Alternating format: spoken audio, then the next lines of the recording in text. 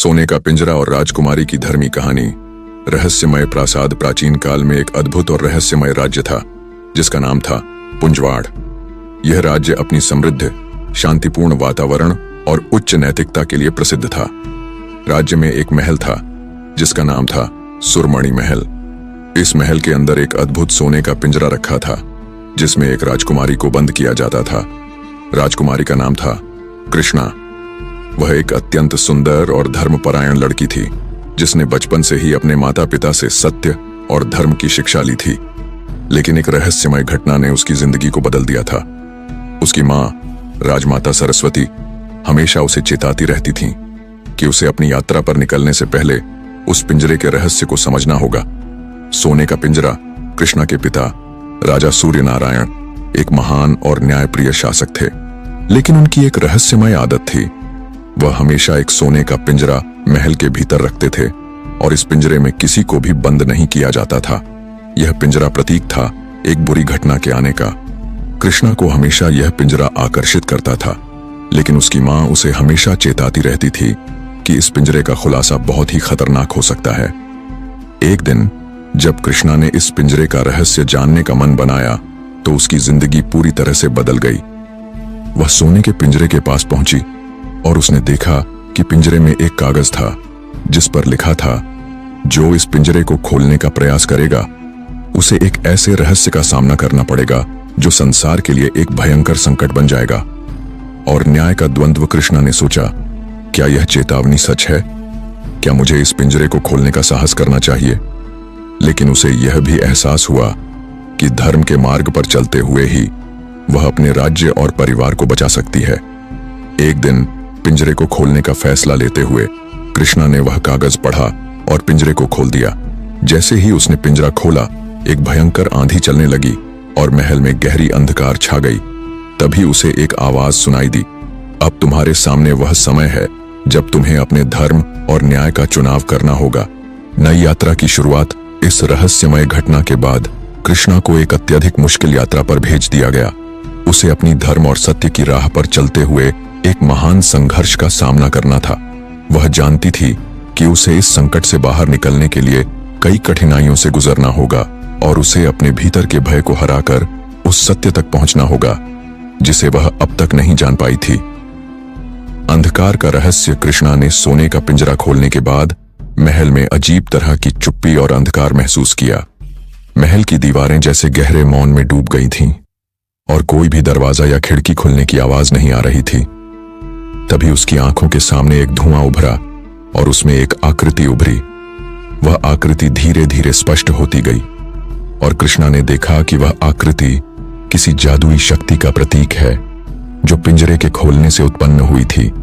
वह आकृति बोली, राजकुमारी कृष्णा, तुम्हें अपने राज्य के लिए एक बड़ा निर्णय लेना होगा। तुम्हारी यात्रा इस रहस्य को सुलझाने के लिए जरूरी है। तुम अकेले इस दुष्कर्म को समाप्त नहीं कर सकती। तुम्हें एक साथी की आवश्यकता होगी। कृष्णा ने मन ही मन सोचा, क्या यह सचमुच एक जादुई शक्ति है या यह सब मेरी कल्पना का हिस्सा है? लेकिन वह जानती थी कि उसे अपने राज्य और परिवार को बचाने के लिए इस यात्रा को शुरू करना होगा।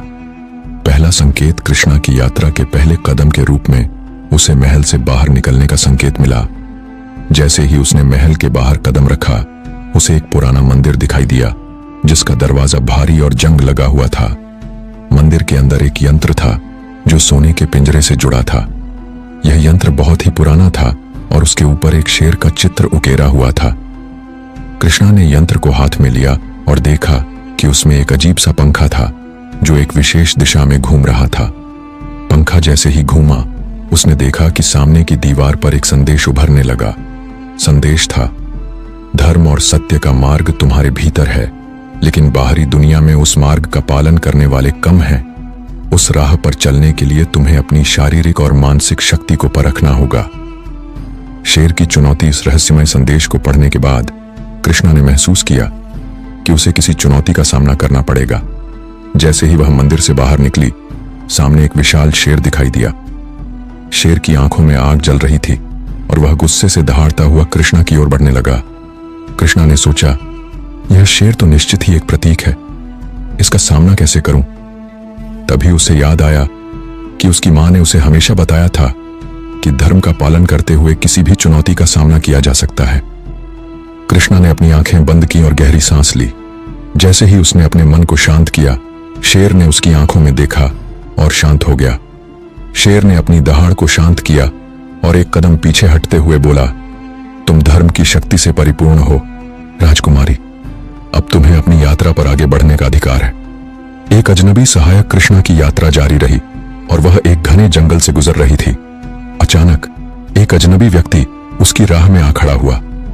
वह व्यक्ति एक वृद्ध साधु के रूप में था और उसकी आंखों में एक गहरी चिंता थी। साधु ने कहा, राजकुमारी, तुम जिस मार्ग पर चल रही हो उस मार्ग में बहुत अधिक जोखिम है। तुम अकेले यह संकट नहीं झेल सकोगी। तुम्हें एक साथी की आवश्यकता होगी जो तुम्हारे साथ हर कदम पर हो। कृष्णा ने उसकी बात मानी और उससे पूछा, तुम कौन हो? साधु ने मुस्कुराते हुए उत्तर दिया, मैं वह हूं जो तुम्हारी मदद के लिए यहां आया हूं। तुम्हारी यात्रा में तुम्हें एक ऐसी शक्ति का सामना करना होगा। सोने का पिंजरा और पुराना रहस्य साधु के साथ यात्रा करते हुए कृष्णा ने अपने जीवन के सबसे बड़े रहस्य का खुलासा किया। वह जान पाई कि सोने का पिंजरा केवल एक वस्तु नहीं थी, बल्कि यह एक शापित वस्तु थी। इस पिंजरे में बंद होने से पहले हर व्यक्ति को एक विशेष ज्ञान प्राप्त होता था जो उसके भविष्य को बदल सकता था। लेकिन इस पिंजरे के अंदर जो शक्ति थी वह किसी भी व्यक्ति को अपनी मुसीबतों से बचने की बजाय और भी ज्यादा संकट में डाल देती थी। कृष्णा को यह समझ में आया कि उसे इस पिंजरे के रहस्य को सुलझाने के लिए अपने आत्मबल और धार्मिक शक्ति का उपयोग करना होगा। अब हम कहानी के अगले भाग पर आगे बढ़ते हैं, जिसमें कृष्णा और उसके सहायक की यात्रा और भी रहस्यमय घटनाओं का सामना करती है। हम और अधिक सस्पेंस और ट्विस्ट जोड़ते जाएंगे ताकि कहानी और दिलचस्प बन सके। तपस्वी का आश्रम कृष्णा और साधु एक घने जंगल में आगे बढ़ते गए।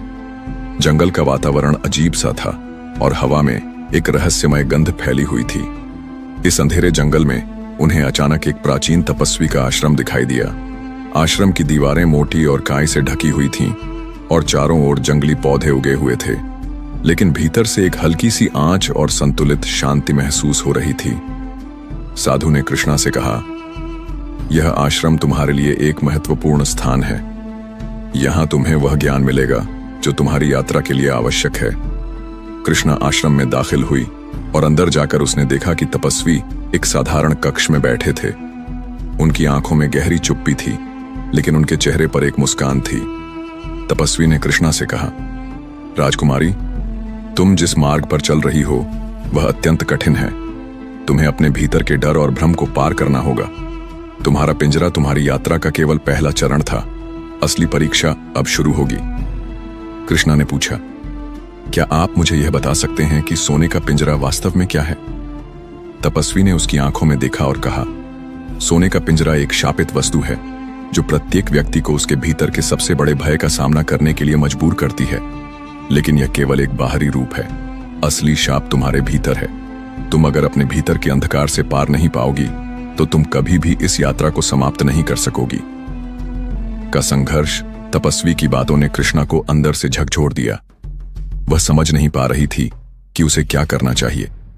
वह जानती थी कि उसे अपनी यात्रा जारी रखनी होगी, लेकिन वह अपने भीतर की कमजोरियों का सामना करने के लिए तैयार नहीं थी। उसने महसूस किया कि वह कभी भी अपने डर से पार नहीं पा सकेगी अगर उसने अपना मन नहीं बदला। वह आश्रम के भीतर बैठी और गहरी सोच में डूबी। अचानक उसे याद आया कि उसकी मां ने हमेशा उसे यह सिखाया था कि जो अपना मन जीत लेता है वह संसार के सबसे बड़े शत्रु को भी हरा सकता है। कृष्णा ने अपनी आंखें बंद की और आत्ममंथन करना शुरू किया। धीरे धीरे उसकी सोच साफ होने लगी। वह समझने लगी कि डर और असमर्थता केवल उसके भीतर हैं। जैसे ही उसने अपने भीतर के अंधकार को स्वीकार किया और उसे पार करने की ठानी, उसे आश्रम में एक अद्भुत आभा महसूस हुई। वह अब पूरी तरह से तैयार थी अपनी यात्रा को और आगे बढ़ाने के लिए। सर्प की गुफा आश्रम छोड़ने के बाद कृष्णा और साधु ने यात्रा जारी रखी। वे एक गहरी गुफा के पास पहुंचे जिसे सर्प की गुफा कहा जाता था। यह गुफा राज्य के प्राचीन मिथकों में से एक थी और कहा जाता था कि यहाँ एक प्राचीन सर्प बसा हुआ है जो उस गुफा में प्रवेश करने वाले लोगों को अपने जाल में फंसा लेता था। कृष्णा ने बिना किसी डर के गुफा के भीतर प्रवेश किया। जैसे ही वह अंदर गई, एक गहरी और घनी अंधकार की चादर उसकी ओर बढ़ी। अचानक गुफा की दीवारों पर एक विशाल सर्प की आकृति उभरने लगी। सर्प की आंखों में जलती हुई लाल लपटें थीं और उसकी उपस्थिति ही भय पैदा कर रही थी। सर्प ने कृष्णा से कहा, तुम यहां क्यों आई हो राजकुमारी? क्या तुम सच में उस रहस्य को जानने के लिए तैयार हो? कृष्णा ने साहसिकता से उत्तर दिया, हां, मैं तैयार हूं। मैं अपना डर छोड़ चुकी हूं और अब मैं अपने राज्य को बचाने के लिए किसी भी परीक्षा से गुजरने के लिए तैयार हूं। सर्प ने उसकी आंखों में गहराई से देखा और फिर धीरे से कहा, तो तुम्हें वह मार्ग दिखाऊंगा जिससे तुम अपने राज्य और अपने परिवार को बचा सकोगी। लेकिन ध्यान रहे, वह मार्ग सबसे कठिन और भयानक होगा। का रहस्य सर्प ने कृष्णा को एक विशेष यंत्र दिया जो केवल उसी व्यक्ति को मिल सकता था जो अपने भीतर के अंधकार को पार कर चुका हो। यह यंत्र एक छोटे से पत्थर जैसा था जिसे कृष्णा को अपने दिल से जोड़कर रखना था। जैसे ही कृष्णा ने इसे अपने दिल से जोड़ा, उसे एक चमकदार प्रकाश का अनुभव हुआ और सर्प की आकृति धीरे धीरे विलीन हो गई।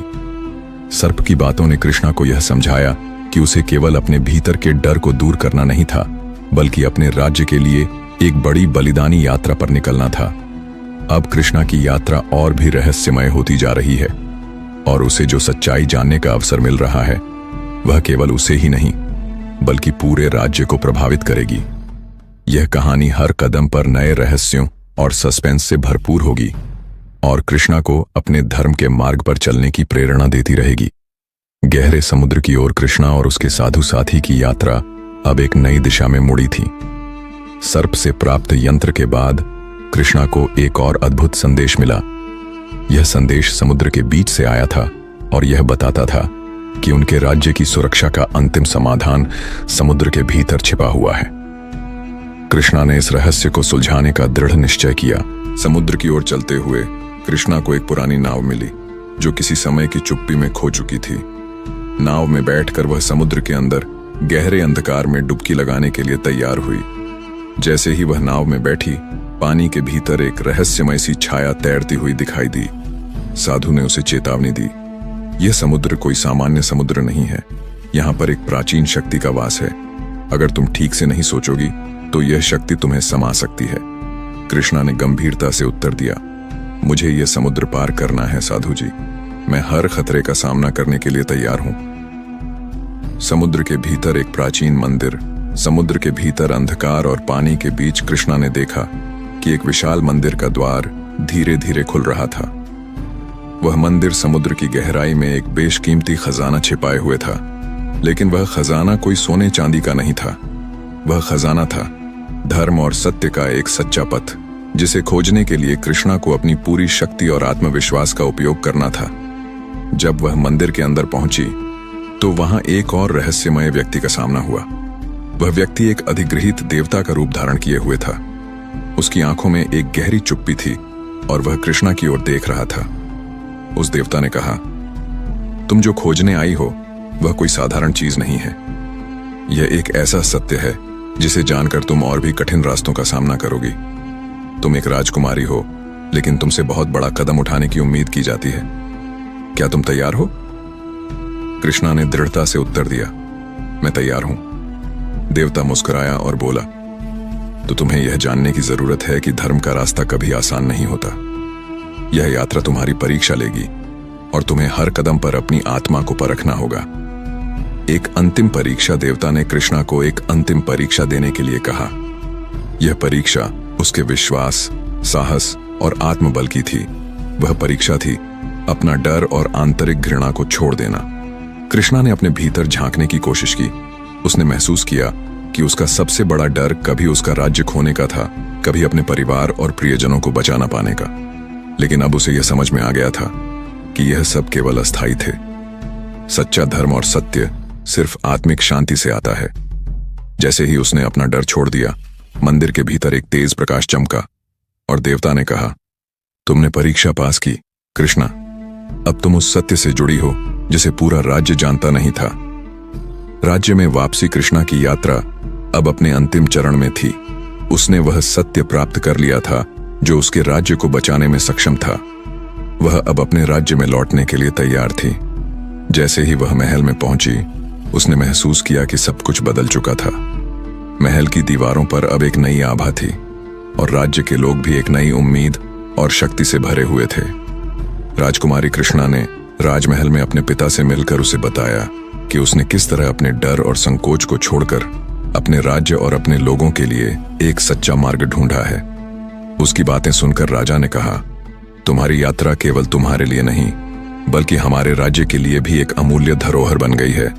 तुमने हमें यह सिखाया कि धर्म का पालन किसी भी मुश्किल से बढ़कर है।